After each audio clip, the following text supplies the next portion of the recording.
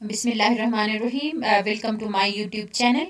Today in this video lecture, we will discuss some more topics related to inheritance like deviation from Mendel's laws of inheritance, codominance and incomplete dominance.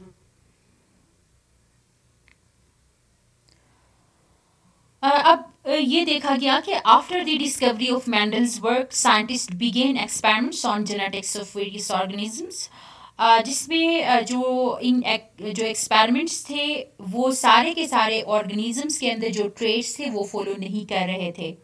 All traits in organisms do not follow Mendel's law. अब there are many traits which are controlled by more than one pair of genes, क्योंकि अक्सर ये देखा गया कि बहुत सारे ऐसे ऑर्गेनिजम्स के अंदर ऐसे बहुत सारे ट्रेड्स मौजूद थे जिनके वो एक से ज़्यादा जो जीन के जो पेयर्स है वो कंट्रोल कर रहे थे. Similarly for many traits there are more than one alleles in gene pair. इसी तरह से जो है वो एक ही जो जीन पेयर के अंदर मल्टीपल अलील्स है. इनिशियली मेंडल्स ने यही डिस्कस किया था कि एक जीन के अंदर सिर्फ दो अलील्स होते हैं तो इनकी सिग्रीगेशन इस तरह से होती है, इंडिपेंडेंट असॉर्टमेंट को उन्होंने एक्सप्लेन किया था. लेकिन हमारे पास ऑर्गेनिजम्स के अंदर ऐसे भी ट्रेड्स मौजूद हैं जिनके अंदर दो से ज़्यादा अलील्स जो है वो एक जीन के अंदर होते हैं. तो जब एक जीन के अंदर बहुत सारे मल्टीपल अलील्स होते हैं तो वो फिर मेंडल्स लॉ को जो है वो फॉलो नहीं करते हैं. वो कैसे फॉलो नहीं करते हैं हम एक्सप्लेन करेंगे आगे. Codominance is best example, incomplete dominance is best example, जिसमें ये ऐसे ट्रेड्स हैं जो कि मेंडल्स लॉ से डेविएट कर जाते हैं या मेंडल्स लॉ को फॉलो नहीं करते, क्योंकि मेंडल ने यही एक जीन के अंदर सिर्फ दो अलील्स को उन्होंने एक्सप्लेन किया था, जबकि इन केसेस में हमारे पास ये जो ट्रेड्स हैं ये जो जीन है उस जीन के अंदर बहुत सारे अलील्स होते हैं, दो से ज़्यादा अलील्स होते हैं जो कि उन एक ही ट्रेड को दो से ज़्यादा अलील्स कंट्रोल कर रहे होते हैं. तो उन केसेस में फिर उनकी सिग्रीगेशन या उनकी इंडिपेंडेंट असॉर्टमेंट एक्सप्लेन नहीं हो सकता है. For example codominance. कोडोमिनेंस एक ऐसी सिचुएशन है जिसके अंदर दो डिफरेंट अलील्स एक जीन पेयर का वो कंप्लीटली एक्सप्रेस हो रहे होते हैं. Two different alleles of gene pair express themselves completely. एक ही जीन के जो दो अलील्स हैं या जीन पेयर के अंदर के जो अलील्स हैं वो कम्प्लीटली दोनों एक्सप्रेस हो रहे हैं instead of showing dominant recessive relationship. Initially तो हमने यही कहा था कि एक ही जो जीन पेयर है उसके अंदर जो दो अलील्स हैं उसमें से सिर्फ डोमिनेंट एक्सप्रेस होता है, रिसेसिव वाला एक्सप्रेस नहीं होता. जबकि यहाँ पे ऐसा नहीं है, बल्कि ये डोमिनेंट रिसेसिव रिलेशनशिप जो है वो होता ही नहीं है. दोनों अलील्स एक साथ एक्सप्रेस हो रहे होते हैं जिसको कोडोमिनेंस कहा जाता है. को का मतलब होता है एक साथ. As a result the heterozygous organism shows a phenotype that is different from both homozygous parents. तो जो नया जो हेट्रोजाइगस कंडीशन में जो दो अलील्स होंगे उनकी जो फिनोटाइप होती है वो दोनों होमोजाइगस पेरेंट्स से बिल्कुल डिफरेंट होती है, जिसको हम कहते हैं codominance. I am repeating again कि एक ऐसा सिचुएशन जिसके अंदर जो अलील्स हैं दो जो हेट्रोजाइगस कंडीशन की हम बात कर रहे हैं, जो दो डिफरेंट अलील्स हैं वो दोनों एक साथ एक्सप्रेस हो रहे हैं, बजाय कि डोमिनेंट रिसेसिव रिलेशनशिप शो करने के वो दोनों एक साथ एक्सप्रेस होते हैं. और इनका जो फिनोटाइप है वो दोनों होमोजाइगस पेरेंट से बिल्कुल डिफरेंट होता है. होमोजाइगस पेरेंट का मतलब ये है कि सपोज एक ट्रेड है कैपिटल आर, दूसरा ट्रेड है कैपिटल आर और एक रिसेसिव हालत में है स्मॉल आर होमोजाइगस पेरेंट्स हो गए हमारे पास. कैपिटल आर होमोजाइगस हो गए. और जो हमारे पास heterozygous capital R small R में तो हमने या अभी तक यही पढ़ा था कि कैपिटल आर और स्मॉल आर के अंदर सिर्फ कैपिटल आर की वजह से ये कैपिटल आर सिर्फ एक्सप्रेस होगा.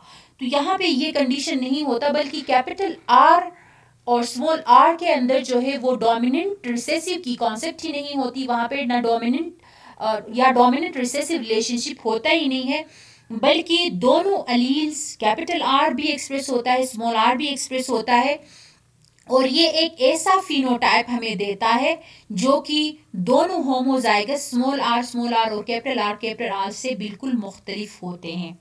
How human blood group ABO system is best example. Codominance का एक बेस्ट एग्जाम्पल है। यहाँ पे आपने सुना होगा कि एबीओ ब्लड ग्रुप सिस्टम, जहाँ पे ए ब्लड ग्रुप भी होता है, बी ब्लड ग्रुप भी हो सकता है, या ए बी भी हो सकता है, या ओ भी हो सकता है। ये कहते हैं कि जो A B O blood group system है that is controlled by gene I. Gene I एक ऐसा जीन है जो कि human A B O blood group system को कंट्रोल कर रहा होता है। अब उस आई जीन के अंदर 3 अलील्स हैं, ये चीजें में रखें। आई इज जीन जो कि कंट्रोल करता है A B O blood group system को, which has 3 alleles. Capital I के ऊपर एक ए लिखते हैं हम, जिसको हम कहते हैं अलील ए, दिस इज अलील ए।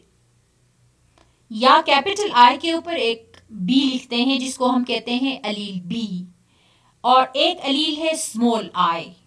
तो टोटली हमारे पास 3 अलील्स मौजूद हैं।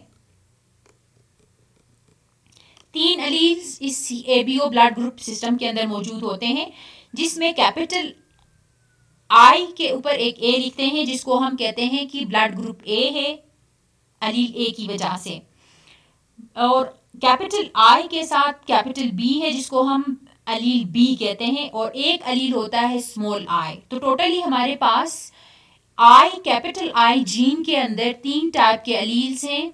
एक कैपिटल आई ए है, एक कैपिटल आई बी है, और एक स्मॉल आई मौजूद है। तो ये जो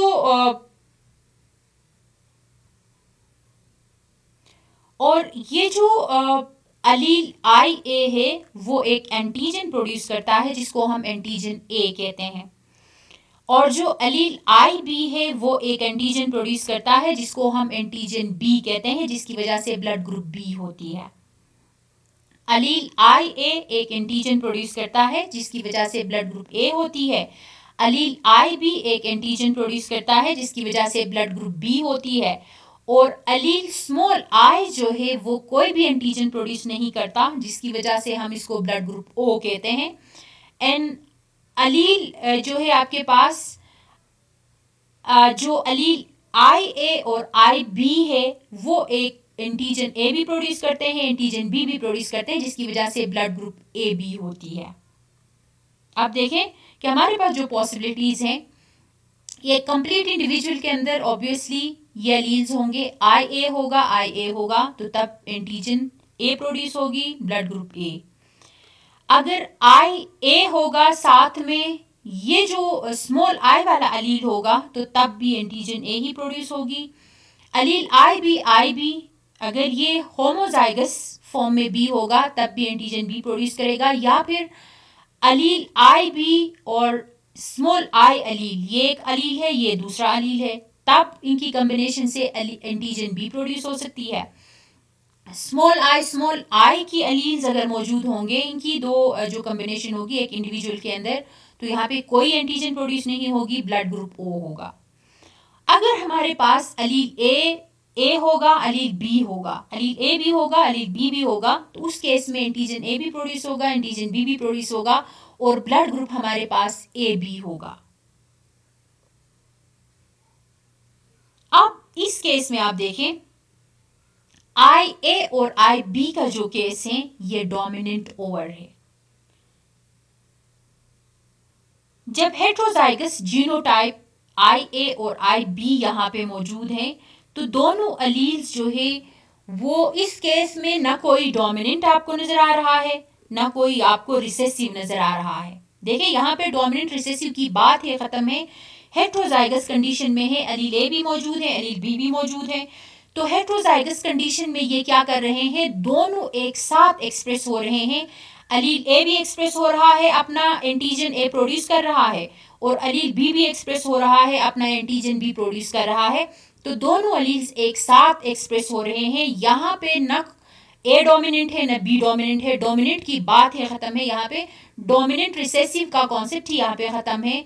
तो ए ए भी कोई डोमिनेंट नहीं है, बी भी कोई डोमिनेंट नहीं है, बल्कि दोनों हेट्रोजाइगस कंडीशंस में है। हेट्रोजाइगस क्यों है? एक ए है एक बी है, जिसको हम हेट्रोजाइगस कहते हैं। तो हेट्रोजाइगस कंडीशन के अंदर दोनों एक साथ एक्सप्रेस हो रहे हैं। ए भी अपना एंटीजन प्रोड्यूस कर रहा है, बी भी प्रोड्यूस कर रहा है। This is known as codominance. तो यहाँ पे फिर मेंडल का जो लॉ है वो फिर यहाँ पे डेविएट कर जाता है, मेंडल लॉ को ये फॉलो नहीं कर रहा है। वैसे तो ये होनी चाहिए थी कि ए अगर डोमिनेंट होता तो यहाँ पे फिनोटाइप हमारे पास ए ही होना चाहिए था, जबकि यहाँ पे ए भी है बी भी है, तो दोनों एक साथ एक्सप्रेस हो रहे हैं। डोमिनेंट कोई भी नहीं है, रिसेसिव कोई भी नहीं है, इसलिए दोनों एक साथ एक्सप्रेस हो रहे हैं। ये अपना एंटीजन प्रोड्यूस कर रहा है, दूसरा अपना एंटीजन प्रोड्यूस कर रहा है। दोनों की कॉम्बिनेशन आपके पास ए बी ब्लड ग्रुप, जो इंडिविजुअल होगा उसके अंदर ए बी का ब्लड ग्रुप होगा, और allele I A and I B are codominant, तो जिनको हम कहते हैं codominance. And then after that, what is incomplete dominance? This is a situation where in heterozygous genotypes, both the alleles express as a mixture and neither allele is dominant over the other. यहाँ पे भी heterozygous condition में क्या होता है कि कोई भी अलील डोमिनेंट दूसरे के ऊपर नहीं होता, बल्कि जो हेट्रोजाइगस कंडीशन है उनमें जो दोनों अलील्स हैं वो एक दूसरे के साथ कंबाइन होके जो फिनोटाइप हमारे पास आता है, that is mixture of both alleles. जो हेट्रोजाइगस कंडीशन में जो दो डिफरेंट एलील्स हैं उन दोनों की जो फिनोटाइप होती है वो एक मिक्सचर होती है। As result of this blending the intermediate phenotype is produce. जो फिनोटाइप प्रोड्यूस होगा हेट्रोजाइगस कंडीशन का, वो एक दरमियाना किस्म का इंटरमीडिएट या एक मिक्सचर प्रोड्यूस हो जाता है, जिसको हम इनकम्प्लीट डोमिनेंस कहते हैं। Here you can see that 4 o'clock plant is best example. 4 o'clock plant का आपने नाम सुना होगा कि इस केस में एक का फ्लावर कलर जो है वो रेड है, दूसरा वाइट है। ये जब दोनों को आप क्रॉस करवाते हैं तो जो हेट्रोजाइगस कंडीशन में जो अलील्स आते हैं उनकी जो कलर है that is intermediate between red and white. White और रेड को अगर आप कंबाइन करते हैं तो आपके पास कौन सा कलर आता है? पिंक कलर आता है। तो जो हेट्रोजाइगस जो इंडिविजुअल प्रोड्यूस हो जाएगा वो एक मिक्सचर होता है दो जो दो डोमिनेंट अलील्स हैं उनका एक इंटरमीडिएट या एक मिक्सचर इंडिविजुअल प्रोड्यूस हो जाता है। दरमियाना किस्म का जो है यहाँ पे फिनोटाइप अपीयर हो जाता है। Here you can see that capital R is for red colour, जो कि 4 o'clock प्लांट का जो फ्लावर है उसके पेरेंटल जनरेशन है। This one is again parental generation with white colour. Small R को इन्होंने रिप्रेजेंट किया है वाइट कलर के लिए। ये एक पेरेंट है, ये एक पेरेंट है। फर्स्ट पेरेंट को कंबाइन किया, इट विल प्रोड्यूस गैमीट्स। ये कैपिटल आर रेड कलर के लिए ये गैमीट प्रोड्यूस हो जाएगा, और ये अलील के साथ ये गैमीट प्रोड्यूस हो जाएगा। और ये वाला जो अलील स्मॉल आर है, this allele will present in this type of gamete, and if these both gametes will combine together it will produce capital R small r, जो कि first filial generation है। this plant contains pink color। जहाँ पे जो ये produce करेगा, flower जो produce करेगा उनके अंदर पिंक कलर मौजूद होगी, क्योंकि रेड और वाइट की कॉम्बिनेशन का इंटरमीडिएट आपके पास यहाँ पे पिंक कलर प्रोड्यूस हो जाएगा। अब again if you will cross F1 generation, F1 cross F1, it will produce again two types of gametes having allele capital R and small r, again capital R and small r. If these gametes will combine together, again you will represent it with Punnett square। तो आपके पास capital R एक parent के gametes को यहाँ पे रखेंगे, दूसरे parent के गेमीट्स को यहाँ पे रखेंगे। They will combine together and produce capital R small r, capital R small r and small r। तो यहाँ पे अगेन एक इंडिविजुअल रेड कलर का प्रोड्यूस होगा जो कि पेरेंट से एग्जैक्टली ये सिमिलर है।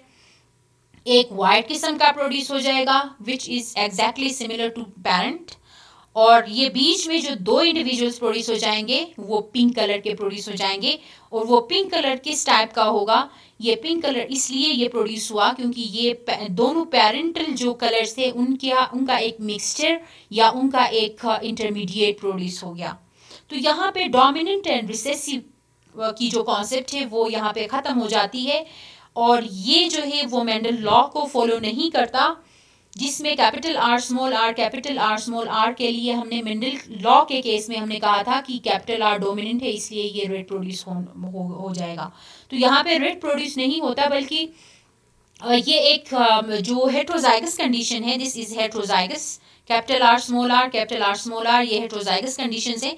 तो हेट्रोजाइगस कंडीशंस में ये जो दो होमोजाइगस डोमिनेंट और रिसेसिव है, जो हमने मेंडल लॉ के केस में हमने बात की थी, तो वो दो पेरेंटल जो कॉम्बिनेशंस थे, जो फिनोटाइप्स हैं, दो पेरेंटल फिनोटाइप्स हैं, उनका इंटरमीडिएट किस्म का ये एक फिनोटाइप प्रोड्यूस करता है, जो कि पिंक कलर प्रोड्यूस करता है। And 4 o'clock plant, the three flower colors are red, pink and white. Traits of flower color is controlled by two alleles, जिनको कैपिटल आर स्मॉल आर से रिप्रेजेंट किया। जब ये homozygous red flower plant capital R को आप cross करवाते हैं homozygous small are से, तो हेट्रोजाइगस जो capital R small R produce हो जाएगा F1 जनरेशन में, वो पिंक कलर का होगा, जो कि इंटरमीडिएट कलर है टू रेड एंड वाइट। जो दो पेरेंटल फिनोटाइप्स है उनका एक इंटरमीडिएट कलर प्रोड्यूस हो जाएगा। यहाँ पे डोमिनेंट रिसेसिव की जो स्टोरी है वो ख़त्म हो जाती है। दैट मीन्स कि ये मेंडल लॉ को फॉलो नहीं करते हैं, बल्कि मेंडल लॉ से ये डेविएट कर रहे हैं। तो कुछ ऐसे ट्रेड्स भी होते हैं ऑर्गेनिजम्स के अंदर जो मेंडल लॉ को फॉलो नहीं करते। तो इसमें हमारे पास incomplete dominance and codominance are best examples. Thank you so much for watching my